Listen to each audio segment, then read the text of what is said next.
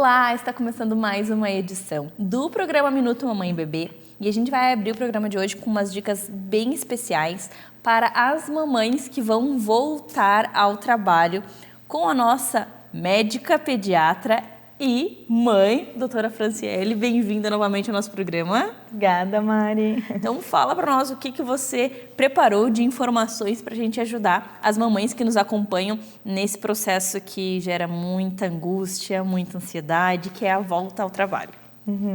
Então, assim, Mari, a gente já conversou algumas vezes sobre como foi o teu retorno ao trabalho, né? A Martina acabou indo um pouco mais tarde, né? E essa parte, acho que a parte mais difícil é de que a gente pensa que os nossos filhos eles vão ficar mal longe da gente, né?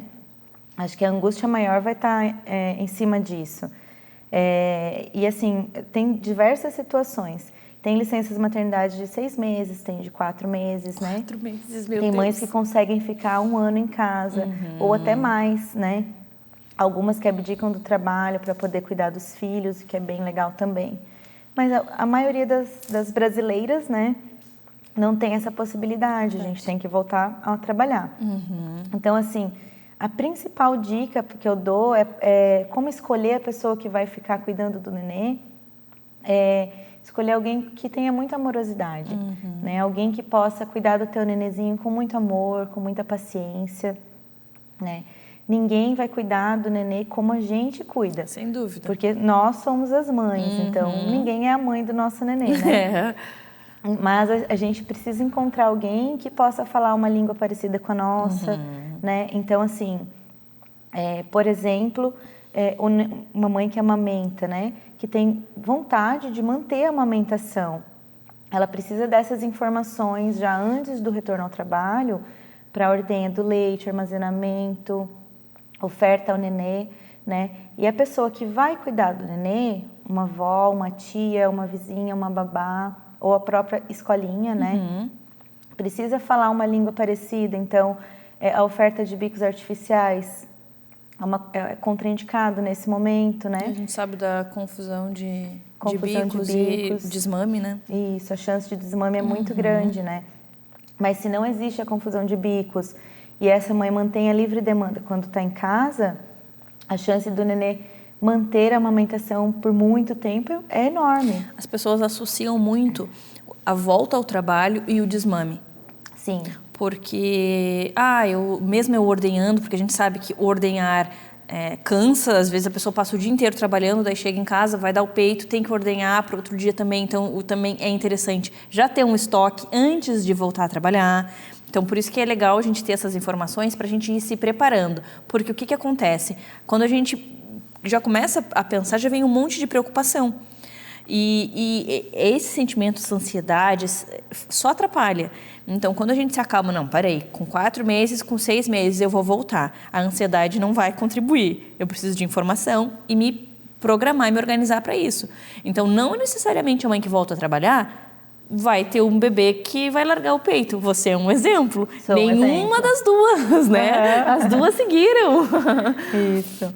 Então, assim, a gente precisa trabalhar isso antes, né? É um momento bem tenso, né? Para falar bem a verdade, porque a gente está vivendo tão intensamente aqueles primeiros meses da maternidade e, de repente, a gente tem que começar a pensar na separação por algumas horas.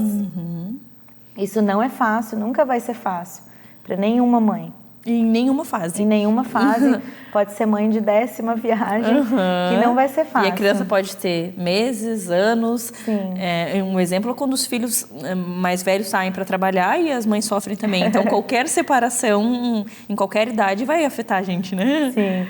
Mas, assim, a gente se preparando para os períodos em que vamos estar fora e os nossos nenês estarão cuidados por alguém que a gente confia, acalma o coração, né? Então, temos que nos preparar em relação à amamentação, tanto quanto em relação à dieta, porque às vezes essa mãe volta e o nenê já está em introdução alimentar, então precisa encontrar alguém, um cuidador, que não vá oferecer os bicos artificiais, né?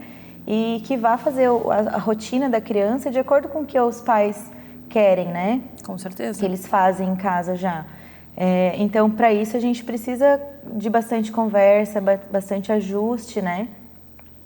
Isso que vai fazer toda a diferença, isso que vai dar tranquilidade, porque senão como que essa mãe vai render no trabalho, vai ser produtiva, se a cabeça dela está, óbvio, de qualquer forma, a gente vai estar pensando, mas pensando sabendo que a criança está bem. Agora, com preocupação, sabendo que aquele profissional não está fazendo aquilo que você gostaria que fizesse. Como essa pobre mãe trabalha?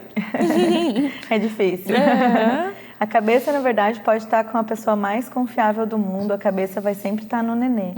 Não, vai estar em casa pensando o que será que está acontecendo, quer ir logo para casa, né? Aquela ansiedade boa de estar retornando para casa. Dá certo, não é fácil, né, a volta ao trabalho, mas dá certo. Só precisa do preparo antes mesmo, né? Adorei as dicas. Espero que você tenha gostado.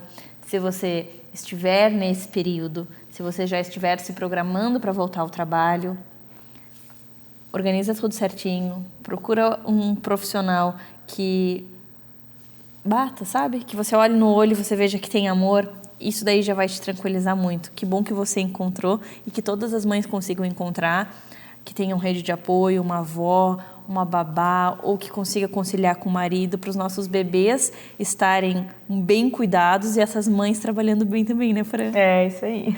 Obrigada, até o próximo encontro. Obrigada. Você já ouviu falar na anestesia cheirinho? No programa anterior com a doutora Milena Hall, a nossa anestesista pediátrica, nós falamos um pouquinho e muita gente se interessou e quer saber mais sobre esse assunto. Doutora, bem-vinda novamente. Geramos curiosidade, então, das mamães e realmente se fala muito nisso. No teu universo, tu deve receber constantemente essa pergunta. Pode fazer? É legal? Como que funciona? Que cheirinho é esse? Olá, Mari. Obrigada pelo convite mais uma vez. Olá, pessoal. Tudo bem? Então, anestesia cheirinho nada mais é do que anestesia geral inalatória. Então, eu não gosto nem dessa denominação de cheirinho, porque eu acho que subestima a potência anestésica dessa técnica, né? No passado, cirurgias inteiras foram feitas só com anestesia inalatória. Olha só. Então, assim, é uma técnica potente, sim, e como uma técnica anestésica necessita de jejum, necessita que o paciente não esteja doente, ela não é inofensiva, apesar de ser tão difundida, cheirinho. E aí fala, parece que é uma coisa fofinha, assim, né? Exatamente. E as pessoas associam ao cheirinho ser mais próprio para a criança porque não tem picadinha na mão. Entretanto, eu já gosto de adiantar que não é a minha técnica de eleição. Eu prefiro indução venosa, mesmo sendo uma picadinha única, eu acho que é mais seguro. Eu acho que a gente já tem a veia ali garantida e o cheirinho pode ter ali na hora da inalação uma tosse, um laringoespasmo, então eu prefiro estar com o acesso venoso garantido. Mas voltando ao cheirinho que é tão difundido, essa anestesia é um anestésico volátil, líquido, que tem 4 tipos diferentes. Atualmente a gente prefere usar um único tipo chamado sevoflurano para crianças. E esse anestésico, uma vez que ele é combinado com gás, no caso o oxigênio, ele passa a ser inalado. Então essa anestesia requer que o paciente fique com aquela máscara no rosto durante um tempo, inalando aquela medicação vai ficar concentrada nos pulmões. Uma vez que ela tem uma taxa de concentração no pulmão, ela vai fazer as trocas alveolares e passar para o sangue, para voltar para o sistema nervoso central e o paciente dormir. Ou seja, não é uma anestesia imediata. Ela não tem picada, mas ela não dorme imediatamente. Então, o que é que eu não gosto dessa técnica também? Eu não gosto que muitas vezes a criança fica com a máscara, não quer cheirar aquela máscara e a gente é obrigada a segurar a máscara à força na criança. Então, eu não gosto dessa técnica por isso. Eu acho que a picadinha ela é muito mais rápida e muito mais eficaz, uma vez que, como anestesista pediátrica, eu tenho uma habilidade em pegar acessos venosos. Porque muitas pessoas têm medo, não vai pegar a veia, vai demorar. Mas a pessoa treinada é diferente. E eu acho que também um aliado é a pré-medicação, né? E assim, faço inalatória, faço, claro, óbvio, né? As técnicas estão aí para a gente usar de forma inteligente no que a gente julga que deve ser usado. Então, eu faço geralmente em crianças que são crianças que fazem muitos procedimentos cirúrgicos, crianças da oncologia que não aguentam mais picadas e elas pedem, Ou aqueles pacientes que fizeram muitos e eles já não querem mais picar. Eles dizem, tia, me dá um cheirinho que eu vou colaborar. Olha só. Então, existe essa condição. E por isso eu gosto de sempre alertar, porque as pessoas falam cheirinho e às vezes acham que é muito inofensivo e que é um cheiro cheiroso, né? Mas não é cheiroso. É um cheiro pungente, um cheiro até de, eu digo assim, parece um remedinho de barata. Olha só. Porque remedinho de barata, remedinho para barata, sabe? Para matar barata. E eu acho que quando a criança não aceita essa técnica, eu acho que ela é muito mais traumática do que a picadinha na veia. Até no meu perfil pessoal, meu perfil profissional do Instagram, tem um depoimento de uma médica, a Malu, ortopedista, que foi uma criança que passou por diversas cirurgias, e ela fala que a coisa que mais traumatizou ela foi essa máscara com cheiro no rosto. Então, se naquela época ela soubesse que podia fazer na veia, ela teria pedido sempre, me dá uma picadinha, mas não coloca isso no meu rosto. Olha, que interessante trazer essas informações. Eu, como mãe, se você só me falasse assim, Mari, tu prefere fazer na tua filha uma picadinha na mão ou uma máscara? Na hora eu ia escolher a máscara, porque não ia ter a picada. Agora, depois de todas essas informações, saber que demora, saber que a criança vai ter que ficar ali com aquela máscara, que o cheiro não é legal e que você vai picar, já tem experiência, vai pegar direto, a criança já vai dormir. Não tem como comparar, né, Milena? Então, por isso que eu sempre falo, a informação é o melhor aliado contra verdade. os medos, contra a insegurança, contra os temores, e por isso eu digo que cada vez mais a população tem que se aproximar dos médicos, buscar informação, as mídias sociais estão aí para isso, para esclarecer, né, e para as mães ficarem mais tranquilas e poder optar o que elas acham melhor para cada criança. Por muito tempo a gente ficou sem saber o que escolher, só levava as pessoas... E hoje não, hoje, como você disse, tem as redes sociais, tem o Minuto Mamãe e Bebê, tem muitas plataformas para a gente poder aprender, para a gente poder pegar as informações e fazer uma escolha com embasamento, não por medo ou por... foi o que me indicaram, né, doutora? Adorei. Muito obrigada por tanta informação. Espero que você também tenha gostado e até o próximo encontro. Mari, muito obrigada por mais uma vez me convidar, por poder dividir conhecimento com vocês. Obrigada. Agora eu vou conversar com a Elis da Patilice e mostrar para você algumas coisinhas lindas para quem amamenta. Elis, o que você trouxe para nós hoje? Bom, gente, eu trouxe aqui o kit essencial para as mamães também, né? Sutiã de amamentação, uma regata de amamentação. E sabe o que é melhor? Você pode usar essa regata depois de parar de amamentar também, depois do período de lactação. Por isso que a gente pensa assim, toda roupa que eu compro durante a amamentação, depois eu não vou poder usar por conta das alcinhas. Das limitações. Mas o sutiã de vocês eu vou usar para sempre, e agora, por ser lindo, maravilhoso, e agora as regatinhas a gente pode seguir usando também. Então eu queria que tu mostrasse para nós como é que funciona com o sutiã e depois por que a gente vai poder seguir usando também. Tá, primeiramente eu tenho aqui um sutiã de amamentação, deixa eu mostrar aqui para vocês. Tá? Ele é estilo top, né? Ele tem esse elástico anatômico. Então, assim, todos os sutiãs de amamentação, você pode usar essa regatinha com qualquer sutiã de amamentação que tenha esse fecho-clique, tá, Mari? Então, assim, essa aqui é uma regata que ela não tem alça, tá? Ela fica estilo, tomara que caia, né?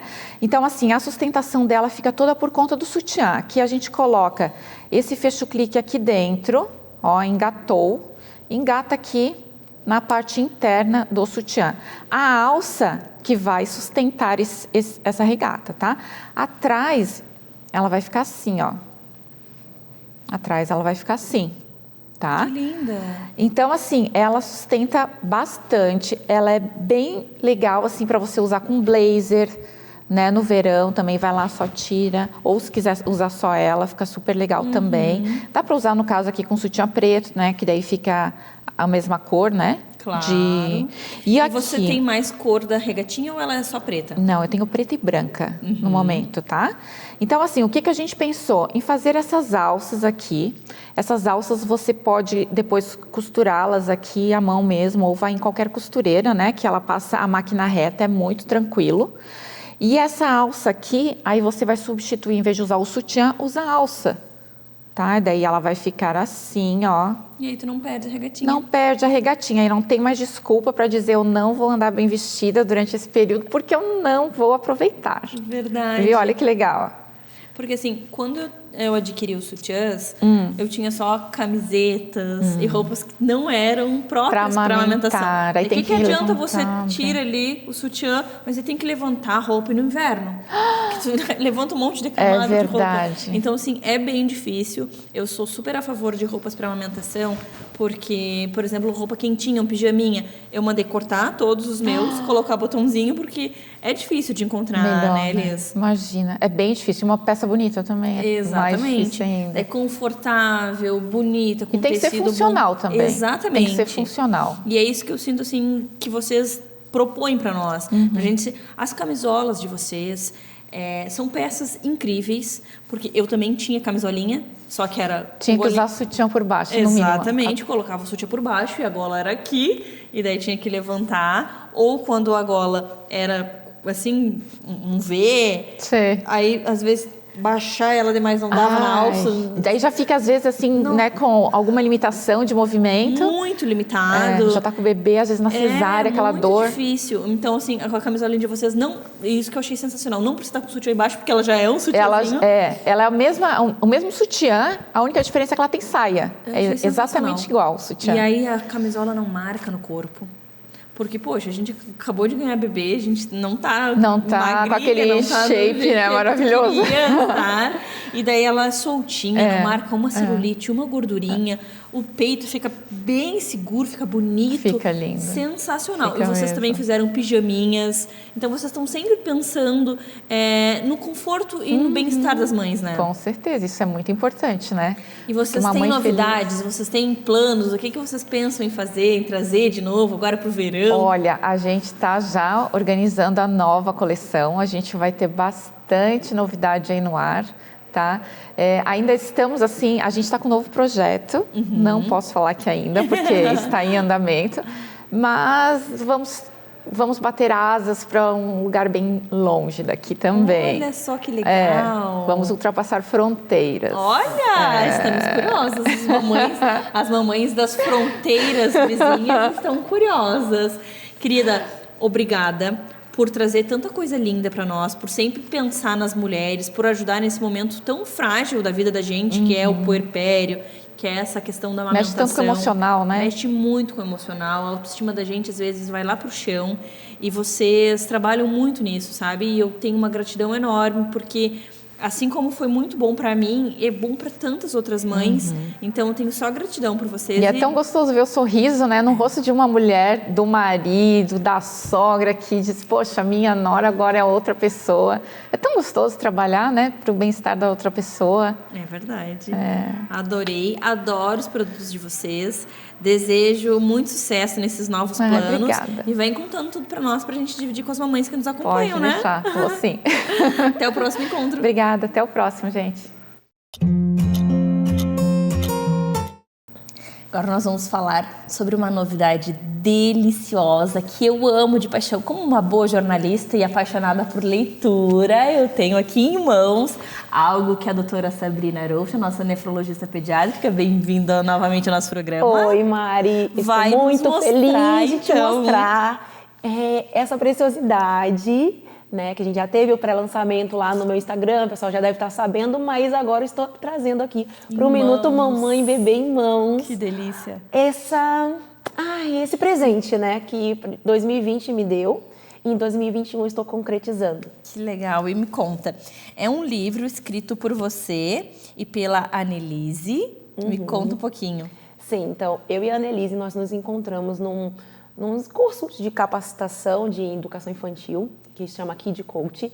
E aí, nesse curso, a gente se conheceu e tal. E depois de algum tempo, a gente foi ficando amiga, fizemos alguns projetos juntas. E eu comecei a falar sobre desfraude. A Annelise é pedagoga, ela é especialista em emoções infantis, né? Então, ela trabalha com o comportamento da criança, tem curso online sobre comportamento. E eu comecei a ver que no desfraude as crianças têm muito medo, têm situações angustiantes, que está muito ligado às emoções também.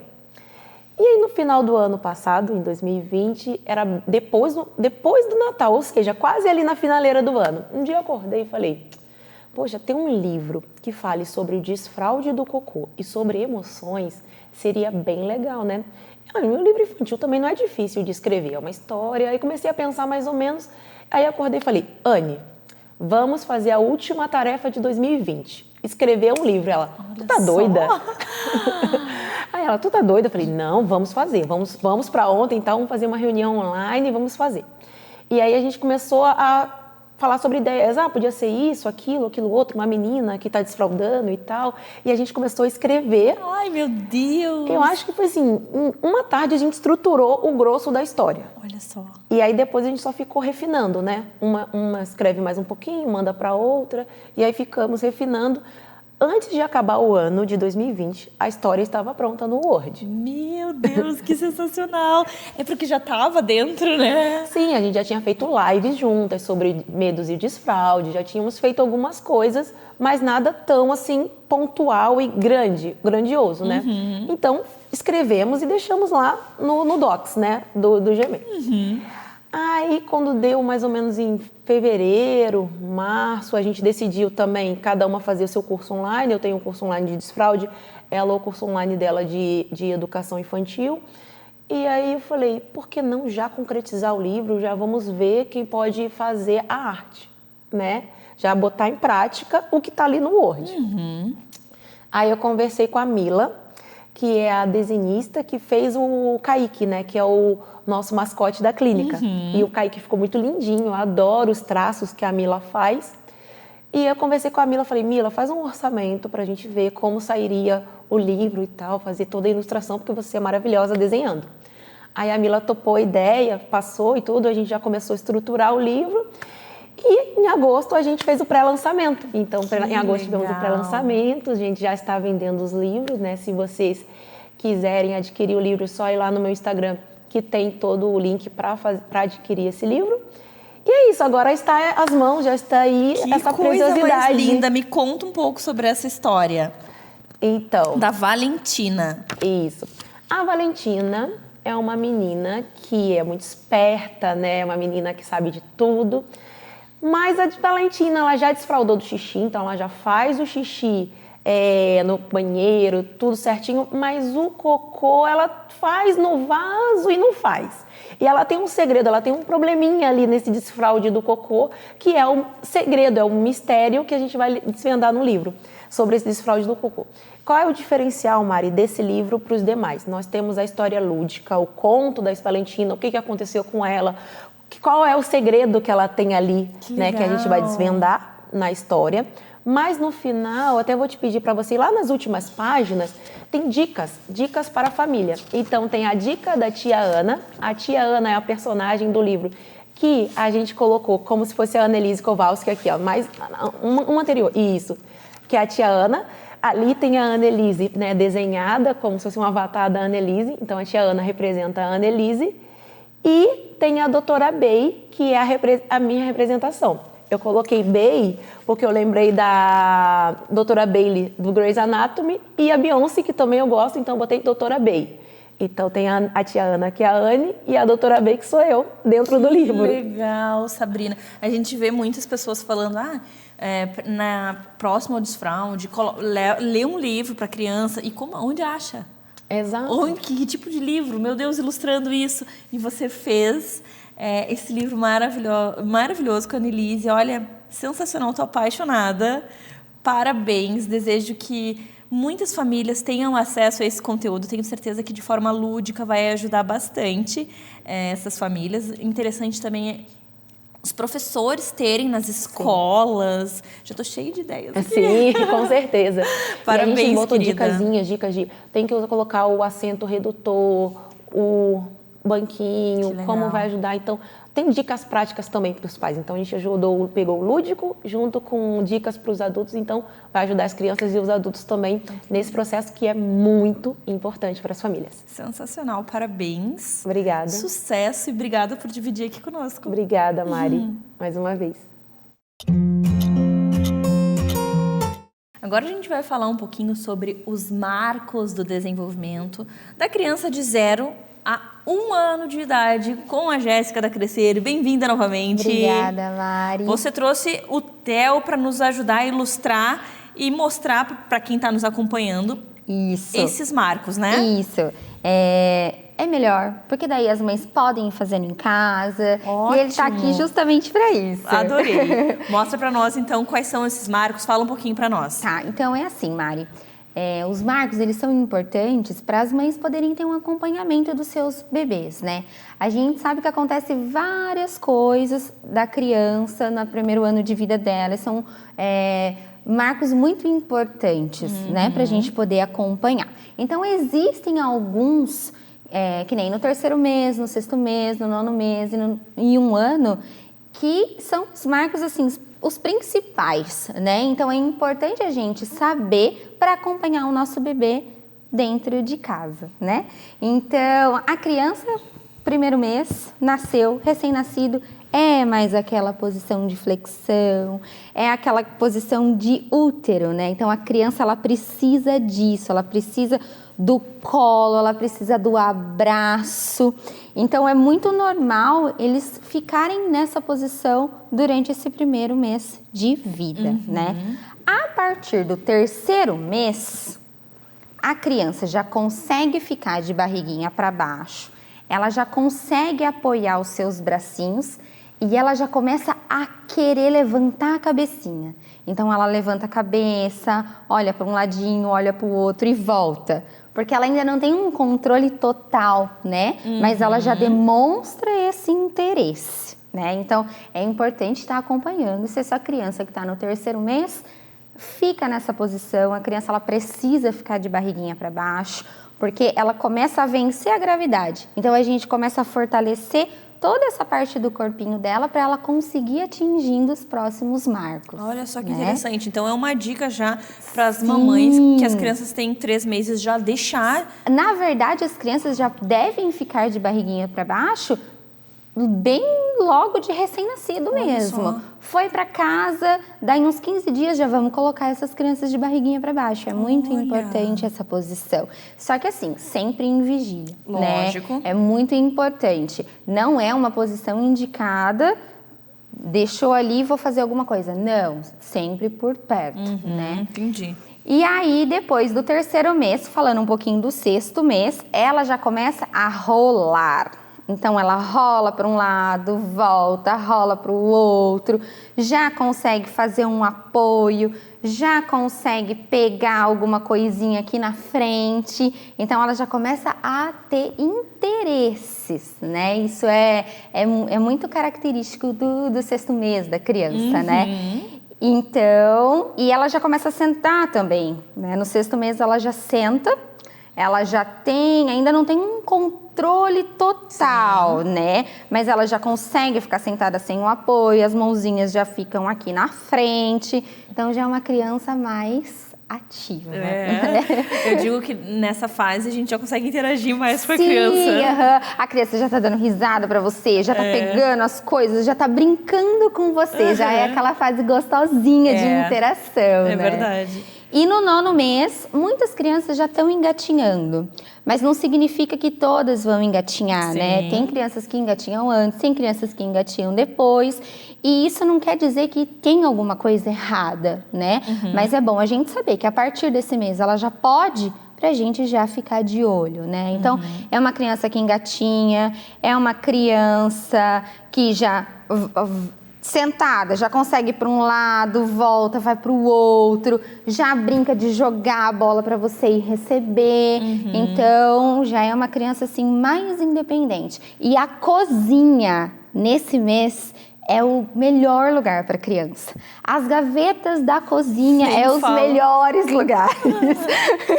Elas adoram explorar. É uma fase assim muito de exploração. Assim, e é perigoso também, né? A gente tem que tomar cuidado, mas é muito importante também. Inserir a criança ali, a gente fala que dentro da casa o melhor lugar para uma criança se desenvolver é na cozinha. Olha só.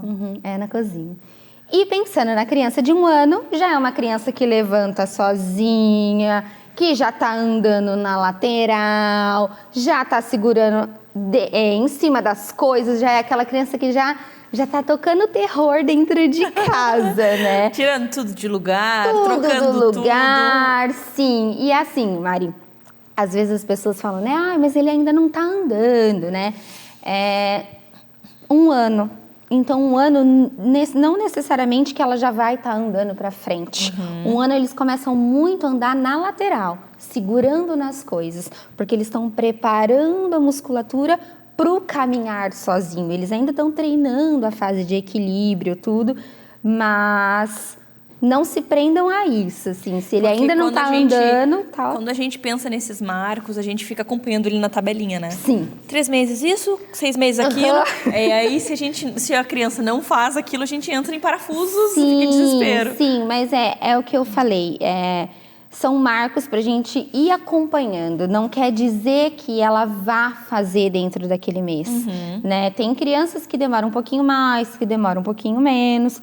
É bom a gente estar de olho, né? Que nem vamos pensar assim, meu filho tem um ano e meio e ele ainda não anda, é normal?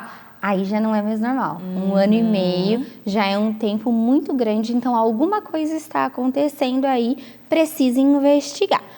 Mas é importante a gente sempre estar estimulando, a gente sempre estar brincando para a criança poder evoluir da melhor maneira possível, né? Ai, adorei. Ai, Achei bom. maravilhoso, adorei conhecer o Theo. Espero que você também tenha gostado e sempre que ficar com alguma dúvida, manda mensagem pra gente, entra lá no Instagram da Crescer, que as meninas vão te ajudar. Querida, obrigada, até o próximo encontro. Obrigada, Mari. Tchau, tchau. Você já ouviu falar em algum momento da sua vida em LPF? E quando você pensa em LPF, você pensa em saúde, estética? Muita gente pensa na barriga negativa, mas o LPF vai muito além de ter uma barriga chapadinha. E quem vai nos falar um pouquinho sobre isso é uma pessoa profissional no assunto, a Tati Boing. Bem-vinda novamente, Tati. Obrigada, Mari. Tati, é verdade. Quando a gente pensa em LPF, a gente normalmente pensa, eu quero ficar com a minha barriga lisinha, sem nenhuma gordurinha, sem nenhuma pochete, mas a gente sabe que a LPF é algo assim, que transforma a vida da mulher em diversos pontos e começando pela infertilidade. É isso, Tati? Sim, isso mesmo. Ainda bem que hoje a gente consegue ter muito mais acesso à informação, né? É verdade. O Low Pressure Fitness, e sim, quando a gente pensa em falar de atividade física, a gente acaba só levando para o lado do corpo, né? Da estética. Mas o LPF ele consegue atingir através do movimento e do stretching facial que a gente fala, que é o trabalho, um alongamento da fáscia muscular. Ele consegue atingir camadas mais profundas da nossa pele. E além disso tudo, ele atinge órgãos também, como o nosso útero.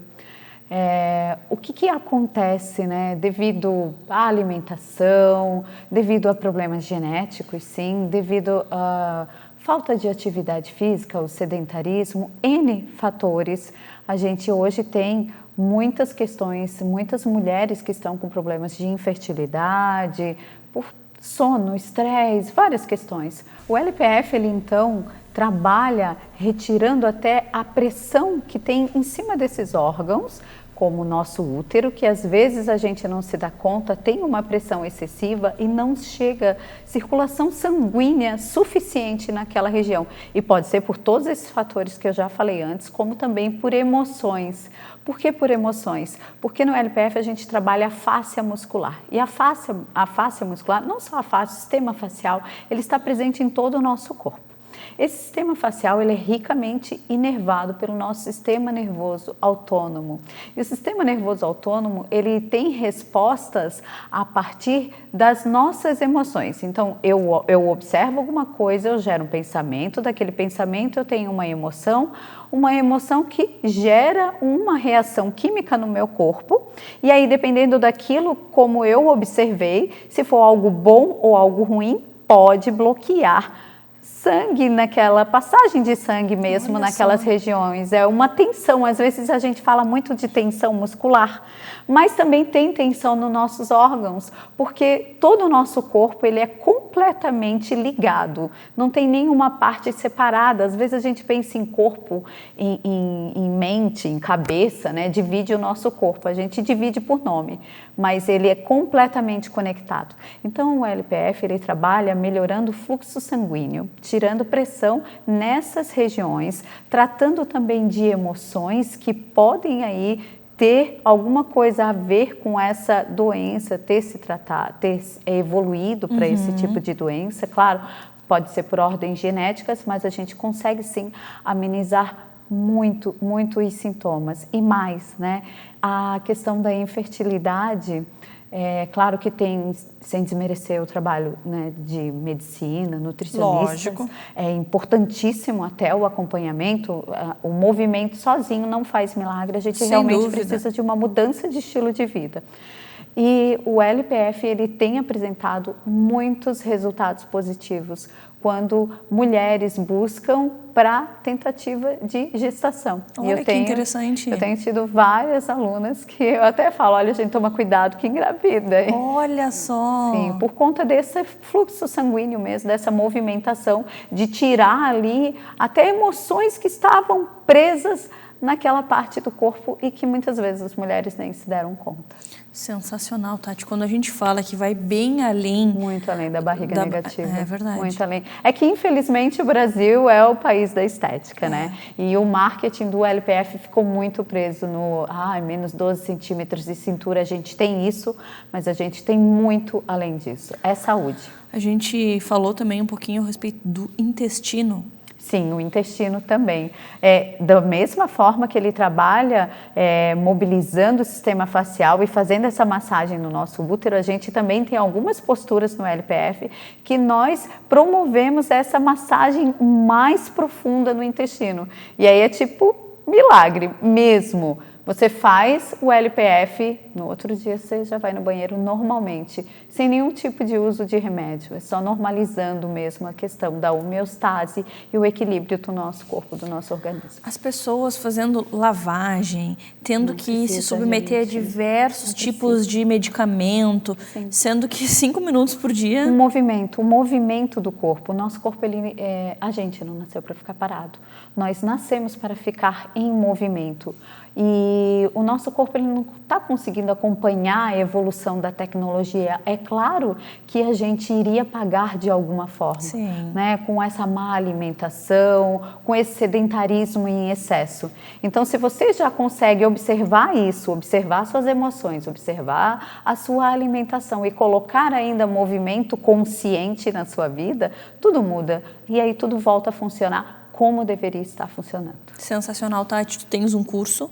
Sim. Como é que o pessoal faz para se inscrever, para participar? Eu tenho todas as informações, tanto no meu site, www.tatiboing.com, ou lá no meu Instagram também. Sempre tem várias dicas e muitas lives. Então, o pessoal que gosta de bastante conteúdo e conteúdo científico, estudo bastante para passar tudo que está surgindo aí e trazer mais informações, claro, a respeito de saúde e de movimento. É claro que eu vou puxar todo mundo para se movimentar. Que legal, Tati. Parabéns por trazer essa energia assim, de transformar as mulheres, de fazer com que a gente tenha vontade de se movimentar. Sim. Quando a gente te acompanha, a gente sente mesmo, assim, sabe, vontade de... Porque você traz uma alimentação, rotinas, rituais, um movimento de uma forma gostosa e dá vontade, é contagiante. Bom, obrigada. Obrigada a você por dividir tanto conhecimento, por estar sempre estudando, para trazer para nós técnicas milagrosas, porque realmente, pensa, mexer o corpo, ficar com a barriga bonita e intestino, útero, enfim, tudo em dia, isso é praticamente um milagre. E aí acaba refletindo mesmo do lado de fora, Lógico, né? sem dúvida. Quando você consegue mexer coisas que estavam paradinhas lá dentro, a pele tudo até muda. A primeira coisa que a gente observa, muito. Tati, muito obrigada. Obrigada por trazer tanto conteúdo, espero que você tenha gostado e como eu sempre falo, se você ficar com alguma dúvida, manda pergunta aqui para o Minuto Mamãe e Bebê, eu encaminho para a Tati, entra lá nas redes sociais dela, Tati Boing, que você vai ficar munido de informação, que é isso que a gente quer, que você tenha informação para não sofrer. Até o próximo encontro. Até. Agora a gente vai falar sobre fisioterapia respiratória em crianças.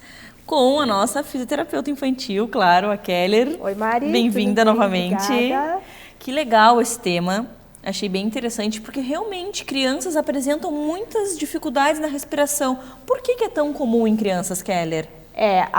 As patologias respiratórias, elas correspondem a cerca de 40% dos casos de procura nas emergências pediátricas. Só, que número grande, né? Então, elas são muito comuns e as crianças com menos de 1 ano são as que têm mais chances de desenvolver quadros graves, de ter necessidade de suporte de oxigênio, né?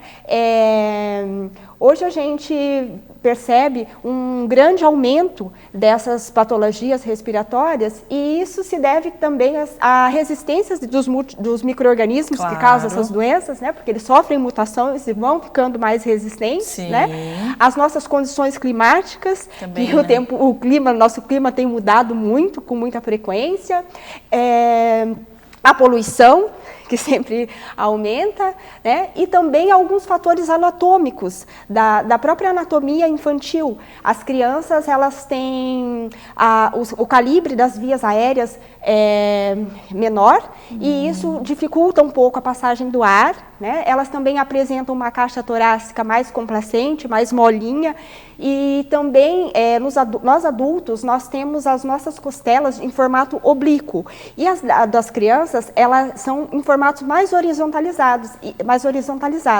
E isso dificulta um pouco a biomecânica do movimento respiratório. Então, as crianças geralmente são mais suscetíveis às patologias respiratórias. Entendi.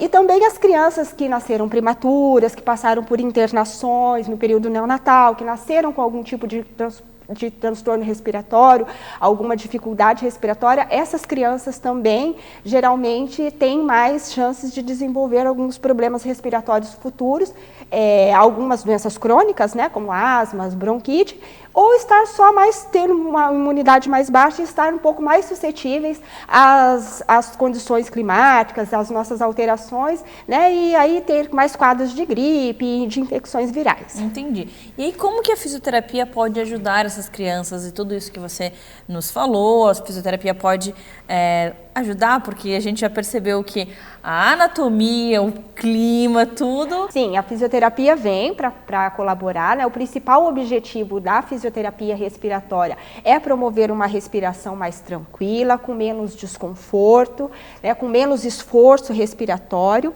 porque essas patologias, nas patologias respiratórias, existe um desequilíbrio das forças musculares do tórax e do abdômen. E esse desequilíbrio faz com que essa criança faça muito esforço para respirar, se canse com mais facilidade, apresente sintomas como falta de ar, taquipneia, que é o aumento da frequência respiratória, e isso pode atrapalhar, né, até a funcionalidade as atividades funcionais dessa qualidade criança, de vida né? da criança, Isso né? influencia na qualidade de vida, podendo até levar a algumas deformidades torácicas, que também são bem comuns nas patologias respiratórias. Então, a fisioterapia vem, né, para intervir nesses processos, né, de uma maneira gentil, respeitando a individualidade de cada criança, de cada família, né? O tratamento de criança é bem diferenciado quando comparado com o dos adultos, né? Mas é muito importante o acompanhamento, tanto nas unidades hospitalares, né, como nas unidades ambulatoriais. A intervenção fisioterapêutica já tem vários estudos comprovados que diminui o tempo de internação, né, limita a gravidade dessas patologias, né, diminuindo as chances de intubação, de uso de suporte de oxigênio, ou o tempo necessário, né, dessa criança ficar em suporte ventilatório. Entendi. E assim, a criança, ela precisa estar no hospital para fazer, a mãe pode solicitar um profissional para ir em casa, quando a criança estiver demonstrando que ela está com dificuldade respiratória, ou numa consulta com o pediatra, tirar essas dúvidas, como é que funciona? Sim, a fisioterapia respiratória pode ser feita por crianças de todas as idades, né? Desde nas UTIs neonatais, nas unidades neonatais, já existe, né, o tratamento, a intervenção do fisioterapeuta. Esse acompanhamento pode dar continuidade em ambulatorial, né, em clínicas, consultórios, no domicílio. Não tem necessidade, se a família optar por fazer um atendimento domiciliar, né, mais confortável, que ela ache mais confortável para a criança, não tendo a necessidade do deslocamento e também a questão de ter contato com outras pessoas, principalmente agora nesse período de pandemia. Então, pode ser feito em qualquer lugar, a fisioterapia respiratória pode ser feita. E também pelas crianças menores, os recém-nascidos, quanto pelas crianças maiores, né? Nas crianças menores, os manuseios são mais passivos, né? As mobilizações, alongamentos, remoção de secreção, manobras de expansão pulmonar, posicionamento, orientação para os familiares de como estimular, de como posicionar essa criança em casa, né? E nas crianças maiores, aí a gente já pode entrar com um pouquinho de reabilitação ativa, né? Com a participação da criança. Então, é uma fisioterapia mais lúdica, né? A criança vai participar do tratamento. O fisioterapeuta também pode utilizar de alguns utensílios, de alguns aparelhos para facilitar essa reabilitação pulmonar, mas é importante que essa criança siga em acompanhamento, que os pais estejam sempre atentos às condições, né, de desconforto respiratório. Procurem também não só a fisioterapia, mas os pediatras, né, no caso de algum sinal que seja alarmante, como febre, obstrução nasal, cansaço, dificuldade de respirar, falta de ar. Então, é muito importante que a família esteja atenta a esses sintomas. Nossa, adorei. Achei fantástico. Obrigada. Tantos motivos que ela nos deu, tantos pontos que ela citou, que dificultam a vida das crianças para essa função tão importante que é a respiração. Agora veio o fisioterapeuta para nos ajudar, né? Ela agora trouxe várias vantagens para a criança fazer. Adorei. Obrigada, até o próximo encontro. Até a próxima.